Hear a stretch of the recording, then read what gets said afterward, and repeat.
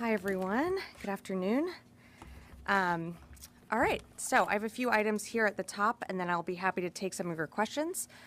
Earlier this week, the Department of Defense announced the authorization of a presidential drawdown of security assistance to meet Ukraine's critical security and defense needs. This authorization included more ammunition for U.S.-provided HIMARS, howitzers, that Ukraine is using to defend their country, as well as more javelins, anti-armor systems, and air surveillance radars. This was the Biden administration's 32nd drawdown of equipment since August 2021, and it was valued up to about $460 million. And as you know, last week the Secretary wrapped up his travel to Europe, where he and the chairman hosted the 9th session of the Ukraine Defense Contact Group. The Secretary also participated in the NATO Defense Ministerial in Brussels and traveled to Germany to see the U.S.-led training of Ukrainian forces on the combined arms training. And finally, this week on Friday will mark the one-year anniversary of the war in Ukraine. The department remains committed to supporting the Ukrainians through immediate and long-term security assistance and will stand with Ukraine for as long as it takes. And with that, I'd be happy to take your questions. Tara. Thanks for doing this. Just wanted to play catch up on a few things from last week. On the spy balloon remnants, what remnants of the actual payload was the Navy able to collect? And can you tell us anything about what you've discovered at this point? And I have a couple others. Sure. So in terms of the balloon, as you probably saw last week, we did conclude our search operations in all of the locations that we were the lead on, and including in South Carolina. In terms of what we recovered and what that looks like and when we'll be reading that out, I would actually refer you to the FBI for right now for further updates. I just don't have any at this time. But was part of the payload, the sensor package that everyone was so concerned about, was that scooped up off the ocean floor? The majority of the balloon, including the payload, was recovered.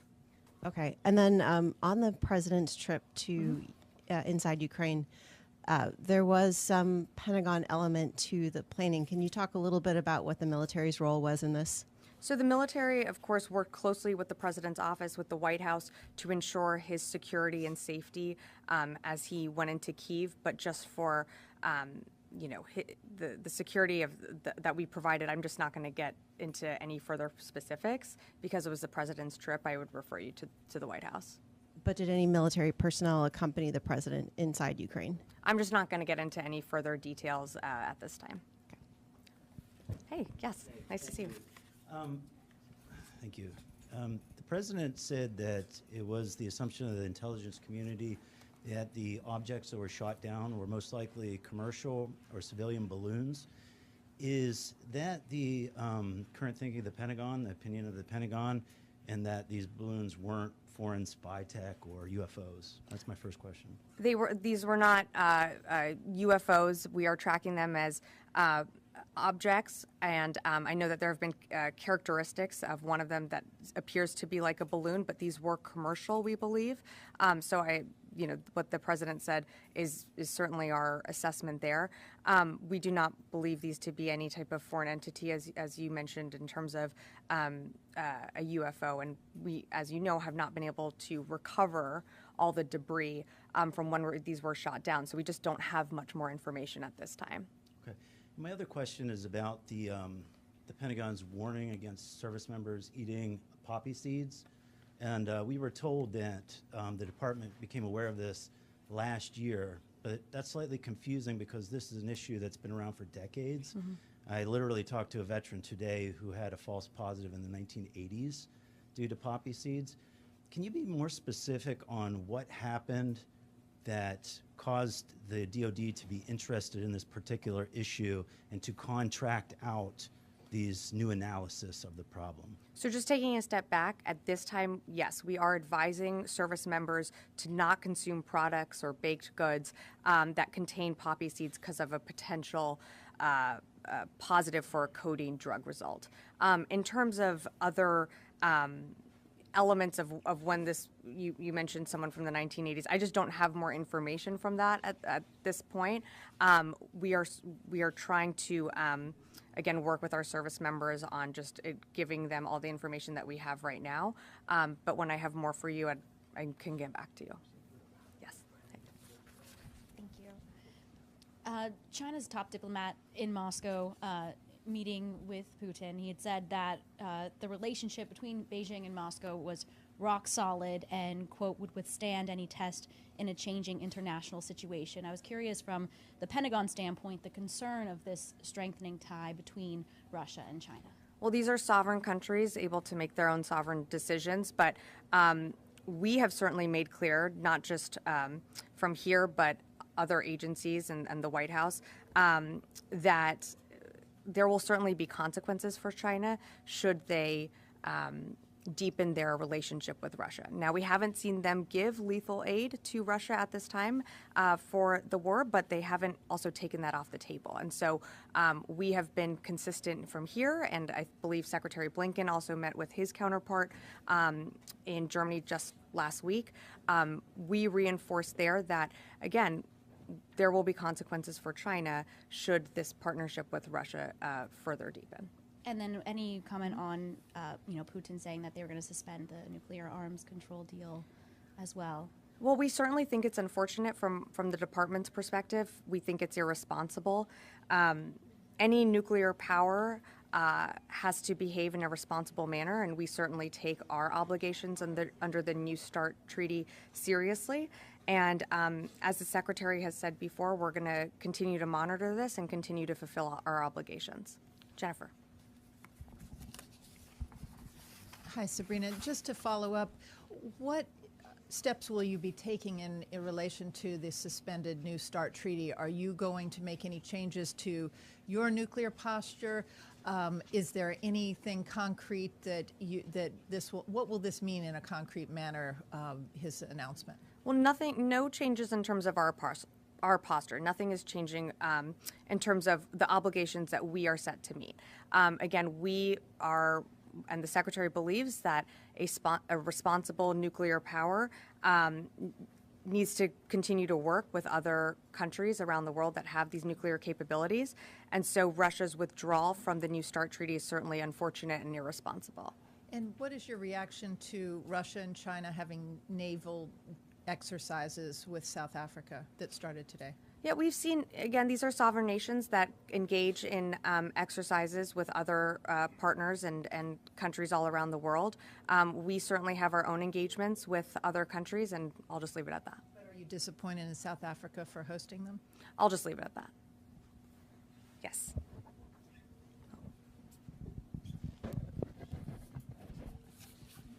Thank you so much. I want to follow up on China and Russia's relationship. So Secretary of State Blinken said he's worried about China is considering providing research support to Russia. So does Pentagon has the same assessment, and could you give us some evidence of this assessment? We haven't seen right now we haven't seen China provide lethal aid right now at this time. They haven't taken it off the table. As I mentioned before, we've warned China about any implications and consequences should they provide material support to Russia.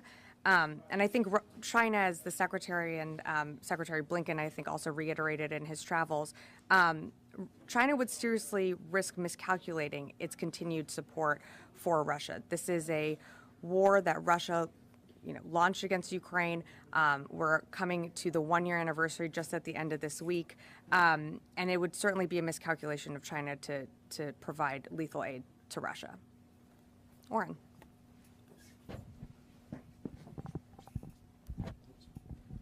Two different questions. An online publication called Dragon Lady Today, I believe, published a photo of a U-2 flying above a balloon. Can you confirm that the photo is authentic, and will you be releasing it? And then I'll ask the second question in a second. Yes, I saw that report.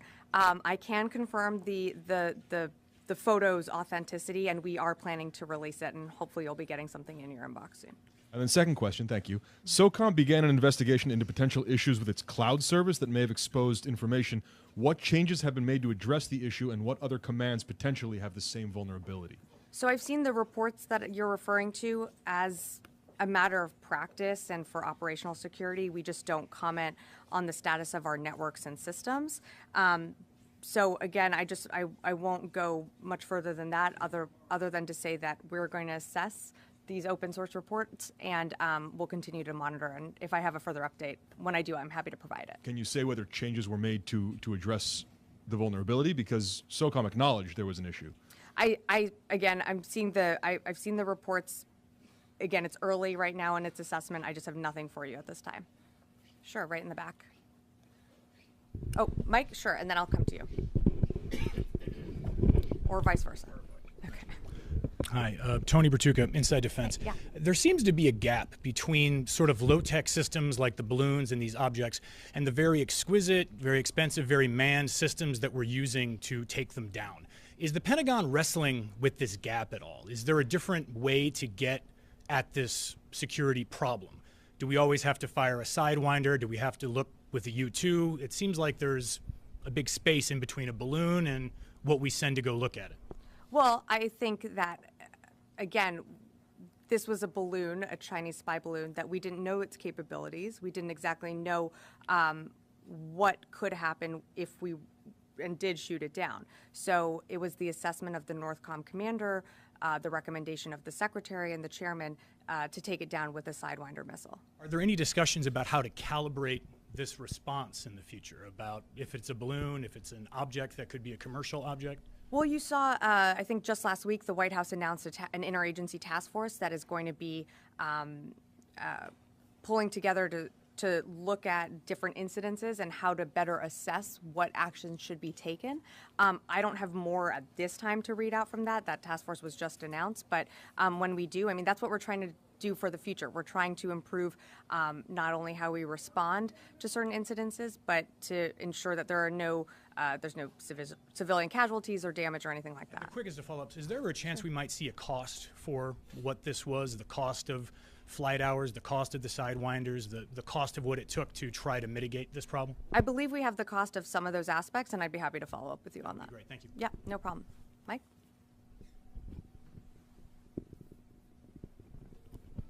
Hello. Does poppy seed question? Does the concerns about poppy seed also apply to the dreaded lemon poppy seed pound cake in the MRE? And if not, why not? Is that your favorite snack? Okay. Then I am sad to say it probably does.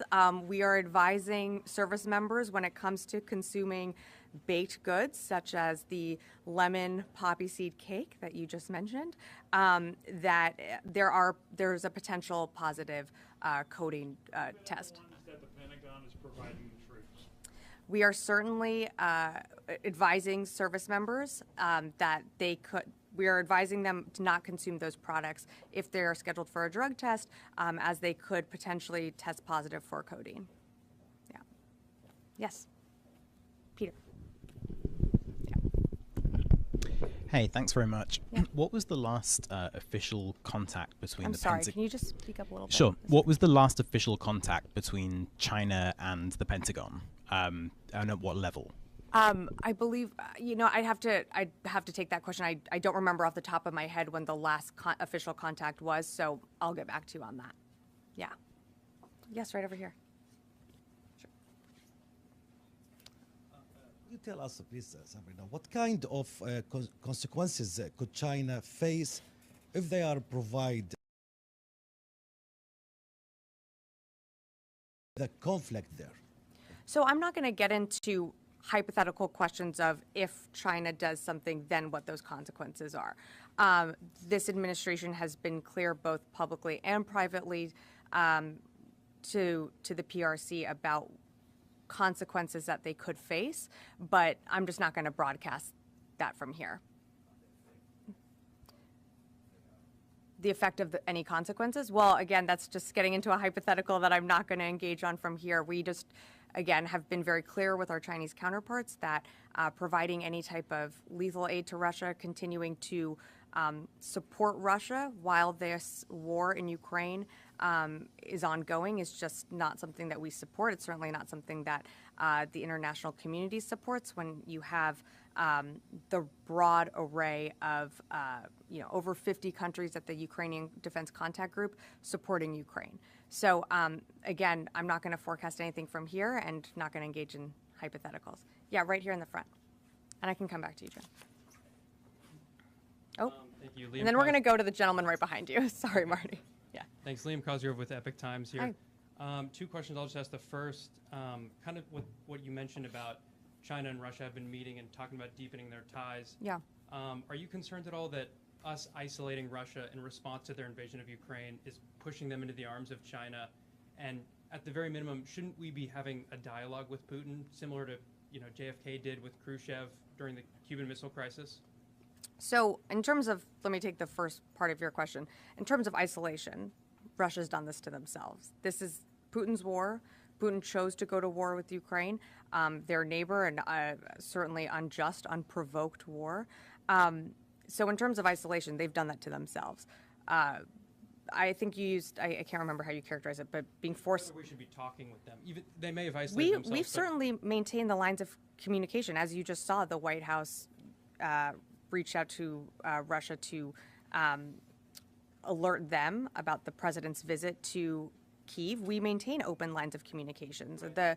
The ICBM test that was just launched over the weekend by Russia, we were notified through the New START treaty process that they were going to test the ICBM. So it's not that we've closed off communication. We welcome communication with Russia. Well, but they have asked to speak with Biden without Ukraine's presence, and I know we want to involve Ukraine, but couldn't we go to that meeting and speak on Ukraine's behalf, maybe without them being there, just to ease the tensions in some way? No.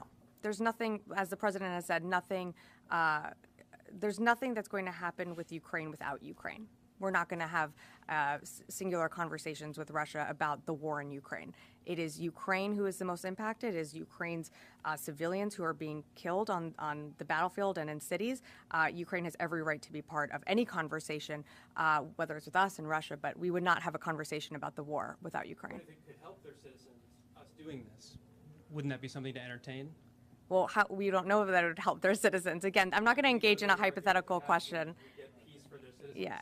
As the president has said, as the secretary has said before, there's nothing about Ukraine without Ukraine, and I'll leave it at that. And now to the gentleman right behind you, if you don't mind passing him the mic. Thank you. Thank you. The recent presidential drawdown for Yep. the recent presidential drawdown for Ukraine included secure tactical communication systems. Are you able to provide any more details about what those include? Are these primarily radios or other systems? And are they intended to provide an alternative to Starlink for the Ukrainians? Again, Starlink is still operating above Ukraine, and we've provided SATCOM systems before. I'm not going to get into more specifics on that. I'll just leave it at that. And are these systems that the U.S. hasn't provided before, like these specific systems, or are these just more of the same equipment that DoD has provided in the past? I can take that question and get back to you. Jennifer. Oh, I'm sorry, Jim. I'll come back.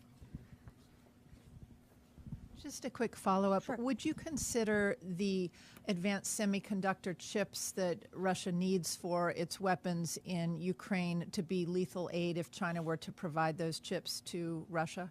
I don't want to get into characterizing what the lethal aid, what that could look like, because those chips can be used for different things.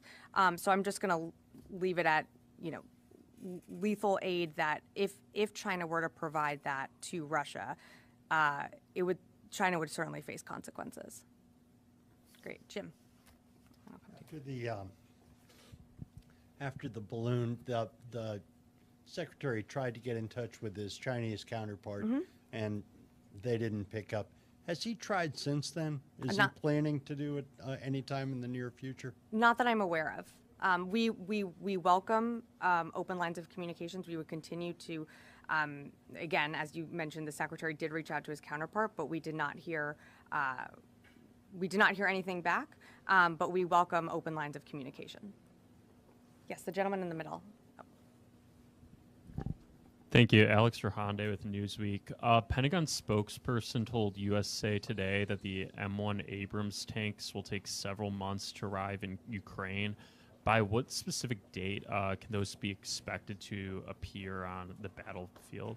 I don't have a specific date. Again, these are the Abrams were announced through our USAI security assistance, so that is something that's going to take time, and it's going to go out for contracting. So I just don't have a specific date for you at this time. Do you have a rough month estimate? I don't. I don't. Thanks. Yeah, Travis, and I'll come back. Thanks. I just had another question about the three objects. Sure. We've heard about some of the assets and units that were involved in trying to recover those. Yeah. We've heard about the FBI. I'm wondering about Aero, the Pentagon's UAP office. Yeah. Can you say how and if it was involved in any of these efforts to recover those objects? It was my understanding in the legislation there was supposed to be a team that would go out to sites and do that type of work. In terms of the teams that went out to sites, in terms of the recovery, I mean, each one was a bit different, and each, I think, location had a different lead. So I would have to take that and get back to you. I don't know off the top of my head. Yeah, I'll take one more. Thank you so much. Sho Watanabe for Japanese Nippon TV. On North Korea, they launched their ICBM last weekend and the multiple missiles also.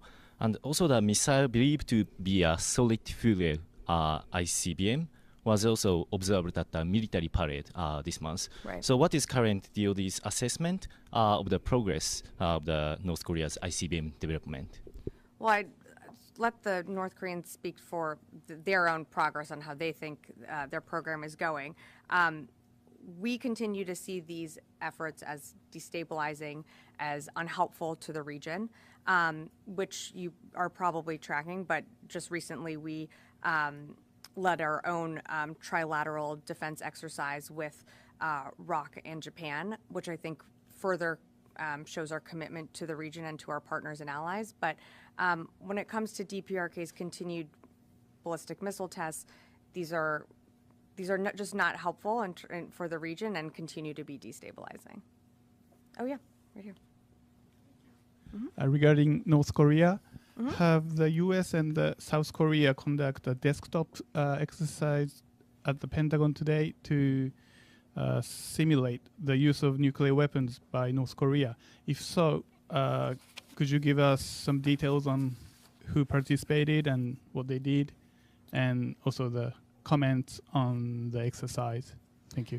Yes, so as you mentioned, the United States and the Republic of Korea conducted the 8th U.S. ROC deterrent strategy tabletop exercise today. I don't have a ton of more information for you right now, but we will have more details to share this evening. Okay? I don't have more details right now, but we will have something for you this evening, and when we get that, I'd be happy to share it with you. Yeah, sure. I'll take 2 more questions, and then we got to wrap. Thanks. Just one more on Russia. Can you talk about just on Russia's ties, military ties with Iran? When, I don't know if you have it on the top of your head, but when was the last time DoD saw any type of Iranian weapons shipped or received by the Russians? And have you all seen any or are there any updates on potential fighter jets being provided the other way around from the Russians to the Iranians? Thank you. Sorry, can you repeat the last part of your section? Any fighter jets from who? From the Russians to the Iranians. Oh, okay. In terms of like date and delivery of supplies from Iran to Russia, I don't have specific dates for you on that. We know that Iran has been supplying Russia with whether it's drones or other capabilities in this war, and that relationship continues to bear out on the battlefield, but I don't have anything more on fighter jets. I would refer you to Russia for that. Yeah. Okay, one last question over here.